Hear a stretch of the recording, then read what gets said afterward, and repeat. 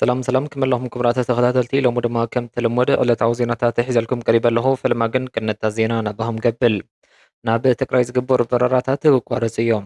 ኣብዚ ሕጂ እዋን ብዙሕ ዝወስደመሙ ናይ ትራንስፖርት ፖለቲካ ሰበር ሓበሬታ መንገዲ ኣየር ኢትዮጵያ ኣብ ቀረባ መዓልትታት ናብ ትግራይ ዘካይዶ ዝነበረ ናይ ኣየር በረራታት ብቐጥታ ብዝተዋህቦ ናይ ስርዓት ብልፅግና ትእዛዝ መሰረት ሙሉእ ብሙሉእ ከም ዘቋረፀ መርበብ ሓበሬታ ዘሓበሻ ፀብፂቡሎም። ሓይልታት ፋኖ ብዝወሰድዎ ዝተቐናጀወ መጥቃዕቲ ንከተማ ሉማሜ ኣብ ትሕቲ ቁፅሮም ኣእትዮማ ኣብ ልዕሊ ሓይሊ ብልፅግና ድማ ከቢድ ስዕረት ኣውሪዶም። ኣብዚ ሕጂ እዋን ካብ ምሕራብ ዝወፁ ወታደራዊ ሰበር ሓበሬታ ሓይልታት ፋኖ ካብ ፍርቂ ለይቲ ሰዓት 11 ጀሚሮም ዘካይድዎ ዝተቐናጀወ ሓያል ወታደራዊ ስጉምቲ ንከተማ ሉላሜ ሙሉእ ብሙሉእ ኣብ ትሕቲ ቁፅሮም ከም ዘእትዋ ተፈሊጡሎ ክንሪኦ ኢና። ኣብ መንጎ ትግራይን ጎረባብቲ ሃገራትን ክልላትን ዝተጀመረ ጽምዶም ንስርዓት ብልጽግና ኣብ ከቢድ ራዕዲ ኣውዲቕዎ ከም ዘሎ ተገሊጾም። ኣብዚ ሕጂ እዋን ብዝወፀ ዘስደምም ናይ ፖለቲካን ህዝብን ህዝቢ ርክብ ኣብ መንጎ ህዝብታት ትግራይን ኤርትራን ምስ ህዝብታት ሱዳንን ክልል ኣምሓራን ዝተጀመረ ናይ ህዝቢ ምስ ህዝቢ ርክብ ጽምዶም ተጠናኺሩ ይቕፅር ምህላው እዚ ምዕባለ እዚ ድማ ንስርዓት ብልጽግና ኣብ ከቢድ ናይ ስልጣን ስጋት ራዕዲ ኣውዲቕዎ ከም ዘሎ ተሓቢሩሎም።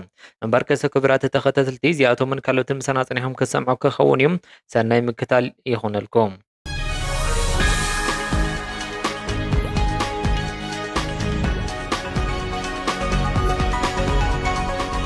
ኣብ መንጎ ህዝብታት ጎረባብቲ ሃገራት ትግራይ ኮነ ክልላት ዝተጀመረ ጽምዶ ተጠናኺሩ ክቕፅል ይግባእ እንዳተባለ እዩ ይቕፅል ድማ ኣሎ።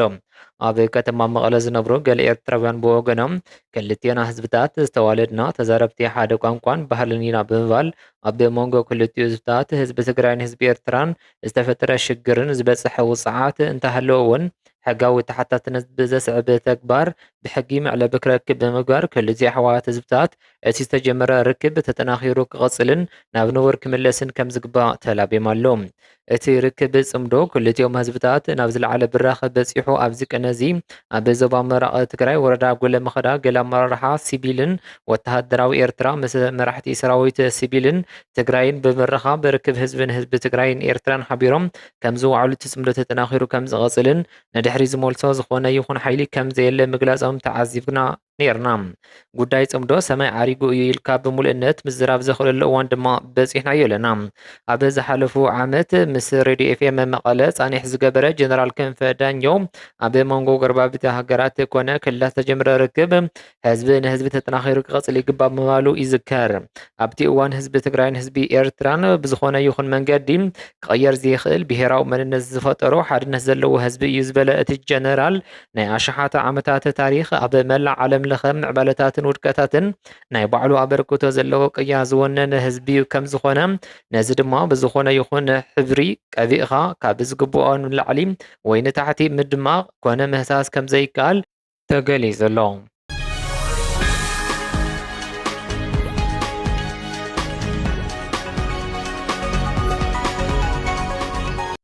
መርበብ ሓበሬታ ዘሓበሻ ዘውፅኦ ሰፊሕ ፀብፃብ ከም ዘመልክቶም መንገዲ ኣየር ኢትዮጵያ ናብ ዝተፈላለዩ ከተማታት ትግራይ ዘካይዶ ዝነበረ ናይ ህዝቢ ናይ መጓዓዝያ በረራታት ኣብ ቀረባ መዓልትታት ሙሉእ ብሙሉእ ክእግድ ካብ ስርዓት ብልፅግና ፅኑዕ ትእዛዝ ተመሓላሊፉሉ እዩ። ፖለቲካውን ድሕነታውን ተንተንቲ ነዚ ብመንግስቲ ዝተዋህበ ናይ በረራ ምቁራፅ ትእዛዝ ከም ዘረድእዎም ስርዓት ብልፅግና ነዚ ስጉምቲ እዚ ክወስደሉ ዝኽኣለ ምክንያት ኣብ ልዕሊ ህዝቢ ትግራይ ተወሳኺ ናይ ማሕበራዊ ቁጠባዊ ፅዕንቶ ንምፍታን ኣብቲ ዞባ ዝረኣዩ ዘለዉ ናይ ፖለቲካ ወተሃደራዊ ምዕባለ ስዒቡ ዝገበሮ ዘሎ ናይ እገዳ ስጉምቲ ምዃኑ ተሓቢሩሎም። እዚ ናይ በረራታት ምቁራፅ ውሳነ ኣብ ልዕሊ ህዝቢ ትግራይ ኮነ ነጋዶም ሕሙማትን ኣጋይሽን ከቢድና መጓዓዝያ ብድሆ ዝፈጥር ብምዃኑ ኣብ ልዕሊ እቲ ስርዓት ዝነበረ ናይ ቅሬታ ናይ ዘይምትእማን ሃዋህው ብዝለዓለ ደረጃ ከም ዝወሰኾ ተገሊጹ ኣሎ። ፕሬዚደንት መንግስቲ ትግራይ ክቡር ዶክተር ደብረጽዮን ገብረ ሚካኤል ኣብ ዝሓለፉ መግለፂኦም ስርዓት ብልፅግና ንፖለቲካዊ ፀገማት ብሰላማዊ መንገዲ ክፍታሕ ዘይኽእልን ናይ ሰላም ሓይሊ ዘይምዃኑ ብጽኑዕ ገሊፆም ዝነበሩ እንትኾኑ ኣብዚ ሕጂ እዋን ዝፍፀሙ ዘለው ናይ ትግራይ ዝግበሩ በረራታት ምዕፃው ነቲ ዘስምዕዎ ሓቂ ኣብ ግብሪ ናይ ኣየር በረራ ምዕፃው ዘርኣየ ምዃኑ ተገሊጹ ኣሎ። መንገዲ ኣየር ኢትዮጵያ ኣብ ዝተፈላለዩ ከተማታት ትግራይ ዘካይዶም ዝነበሩ ናይ ህዝቢ ናይ መጓዓዝያ በረራታት ብቐጥታ ብዝተዋህቦ ናይ ስርዓት ብልፅግና ትእዛዝ መሰረት ሙሉእ ብሙሉእ ከም ዝዓፀዎ ተሓቢሩ ኣሎ። እዚ ስጉምቲ እዚ እቲ ስርዓት ንሰላማዊ ዘተ ዘለዎ ድልውነት ከም ዘየርኢ ኣብ ክንድኡስ ናይ እንደግናይ ገዳ ናይ ጽዕንቶ ስጉምቲ ጥራሕ ከም ዘስዕብ ዘሎ ዘረጋግጽ እዮም። እዚ ናይ በራርታት ምዕጻው ውሳነ ኣብ ልዕሊ ህዝቢ ትግራይ ነጋዶ ሕሙማት ኣጋይሽን ከቢድ ናይ ማሕበራዊ ቁጠባ ብድሆ ዝፈጥር ብምዃኑ እቲ ስርዓት ንሰላም ዘለዎ ኣሉታዊ መርገጺ ብጋህዲ ዝኣመነሉ ተግባር ምዃኑ ኣውርድዮም ኣለዉ።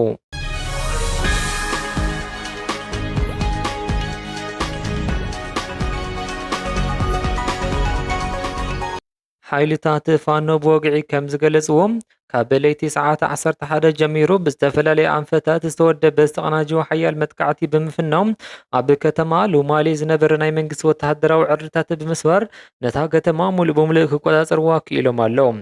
ኣብቲ ንከተማ ሉላሜን ምቁጻር ዝተኻየደ ከቢድ ውግእ ኣብ ልዕሊ ኣባላት ሰራዊት ስርዓት ብልጽግና ዓብዪ ወተሃደራዊ ስዕረትን ምብታንን ከም ዝገጠሞ ተሓቢሩሎም። ሓይልታት ፋኖ በቲ ዝተወሰደ ጸረ መጥቃዕቲ ሓይሊ ብልጽግና ተደምሲሱ ከም ዝለቐቐ ብወገኖም ድማ ጉልህ ወተሃደራዊ ዓወት ከም ዝተጎናጸፉ ኣረጋጊጾም ኣለዉ። እዚ ብሓይልታት ፋኖ ዝተረኸበ ዓወት ኣብቲ ዞባ ዘሎ ወተሃደራዊ ሚዛን ብዝበለጸ ዝቕይርን ኣብ ልዕሊ ሰራዊት ብልጽግና ተወሳኺ ናይ ሞራል ውድቀት ዘስዕብ ብምዃኑ ወተሃደረቶንን ድማ ነዚ ብዕምቆት ይገልጽዎ ኣለዉ። እቲ ወተሃደራዊ ሓይሊ ናብቲ ቦታ ብምእታው ስትራቴጂካዊ ቦታታት ይቆጻጸር ምህላው እውን ተገሊጹ ኣሎም። ሓይልታት ፋኖ ኣብ ልዕሊ ሓይሊ ብልጽግና ብዝገበርዎ ናይ ትማሊ ዓወት እቲ ስርዓት ኣብ ክልል ኣምሓራ ዘለዎ ናይ ምቁፅጻርን ናይ ምእዛዝ ዓቕሚ ኣብ ፍጹም ውድቀት ከም ዝበጽሐ ዘረጋግጽ እዮም። እቲ ስርዓት ኣብታ ክልል ዘለዎ ወተሃደራዊ ዕርድታት እናፈረሱ ብምዃኖም ክልል ኣምሓራ ካብ ትሕቲ ቁፅጽር ስርዓት ብልጽግና እናወፀት ብሰፋሕ ናብ ትሕቲ ቁፅጽር ሓይልታት ፋኖ ተኣቱ ኣላ። እዚ ብሓይልታት ፋኖ ብዝተመዝገበ ተኸታታሊ ዓወት ናይ ስርዓት ብልጽግና ናይ ስልጣን ገዚኡ ዘብቅዐሉን እቲ ስርዓት ዝጠፍአሉ እዋን ብኣዝዩ ዝቐልጠፈ መንገዲ ከም ዝተቓረበ ዘረድእ ህያው ምስክር እንዳኾነ ይርከብ። ብምዃኑ እውን እዚ ናይ ትማሊ ዓወት ኣብ ውሽጢ ሰራዊት ብልጽግና ከቢድ ናይ ሞራል ውድቀት ናይ ምብታን ፍርሓት ዝፈጠረ ኮይኑ ንሓይልታት ፋኖ ድማ ተወሳኺ ናይ ህዝቢ ደገፍን ናይ ዓወት መንፈስ ኣስኒቕዎም ይርከብ።